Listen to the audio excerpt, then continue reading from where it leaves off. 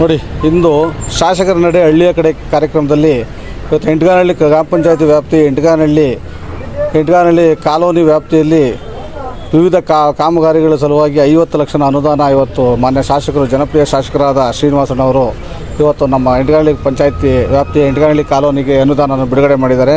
ಅದೇ ರೀತಿ ಭೂಮಿ ಪೂಜೆನೂ ಸಹ ಮಾಡಿದ್ದಾರೆ. ಅದೇ ರೀತಿ ಇಲ್ಲಿದ್ದ ಸಮಸ್ಯೆಗಳನ್ನೆಲ್ಲ ಸಾರ್ವಜನಿಕರಿಂದ ಆಲಿಸಿ ಅದಕ್ಕೆ ಸೂಕ್ತವಾದ ಪರಿಹಾರನ ಯಾವ ಅಧಿಕಾರಿಗಳಿಂದ ಕೊಡಿಸ್ಬೇಕು ಅಂತ ಅವರಿಗೆ ಸ್ಥಳದಲ್ಲೇ ಫೋನ್ ಮಾಡಿ ಅವರಿಗೆ 2 ದಿನದಿಂದ 3 ದಿನದಲ್ಲಿ ಇವ್ರ ಸಮಸ್ಯೆ ಎಲ್ಲ ಬಗೆಹರಿಸಬೇಕು ಅಂತ ಕಟ್ಟುನಿಟ್ಟಾಗಿ ಹೇಳಿದ್ದಾರೆ.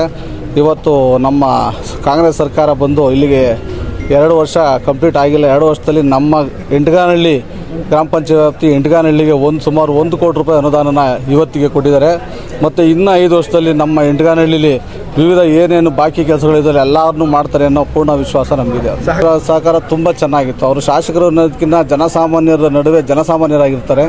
ಯಾವುದೇ ರೀತಿಯ ತಾನು ಶಾಸಕ ಅನ್ನೋದನ್ನು ಯಾವುದೇ ಅಹಮ್ಮು ಇಲ್ಲದೇ ಜನಸಾಮಾನ್ಯರ ನಡುವೆ ಜನಸಾಮಾನ್ಯರಾಗಿ ಕೆಲಸ ಮಾಡ್ತಾರೆ. ಅವ್ರ ನಡುವೆ ಯಾವುದೇ ರೀತಿ ನಾವು ಸಮಸ್ಯೆಗಳನ್ನ ಹೇಳೋದಕ್ಕೂ ನಮಗೆ ಯಾವುದೇ ಅಂಜಿಕೆನೂ ಇಲ್ಲ, ಭಯನೂ ಇಲ್ಲ, ಮತ್ತು ಎಲ್ಲದಕ್ಕೂ ಸ್ಪಂದಿಸ್ತಾರೆ ಅಂತ ಹೇಳ್ತೀವಿ. 50 ಲಕ್ಷ ರೂಪಾಯಿ ಕಾಮಗಾರಿ ಮಾಡ್ತಾಯಿದ್ರೆ ನಮ್ಮ ಎಂಟಗಾನಹಳ್ಳಿ ಗ್ರಾಮದ ಹರಿಜನ ಕಾಲೋನಿಯ ಒಂದು ಕೆಲಸನ 50 ಲಕ್ಷ ರೂಪಾಯಿ ಕಾಮಗಾರಿ ಮಾಡ್ತಾಯಿದ್ದಾರೆ. ಭವನ ಅಂತ ಪ್ರಸ್ತಾವನೆ ನಮ್ಮ ಗ್ರಾಮಸ್ಥರು ಇಟ್ಟರು.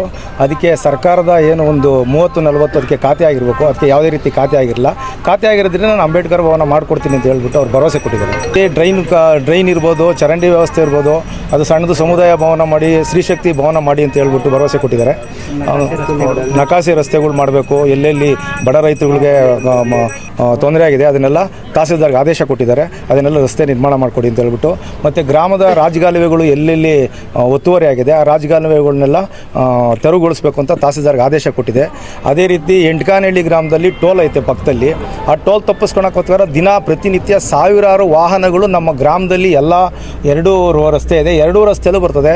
ಇಲ್ಲಿ ಎಲ್ಲ ಜನ ವಾಸ ಮಾಡೋ ಸ್ಥಳದಲ್ಲಿ ವಾಹನಗಳು ಜಾಸ್ತಿ ಬರೋದ್ರಿಂದ ಅದನ್ನು ಇಲಾಖೆಯವರಿಗೆ ತಿಳಿಸಿದ್ದಾರೆ. ಅದನ್ನು ಸೂಕ್ತ ಕ್ರಮ ವಹಿಸಬೇಕು ಅಂತ ಹೇಳಿದ್ದಾರೆ. ಅದನ್ನು ಮಾಡಿಕೊಡ್ತೀವಿ ಅಂತ ಹೇಳ್ಬಿಟ್ಟು ಭರವಸೆ ಕೊಟ್ಟಿದ್ದಾರೆ.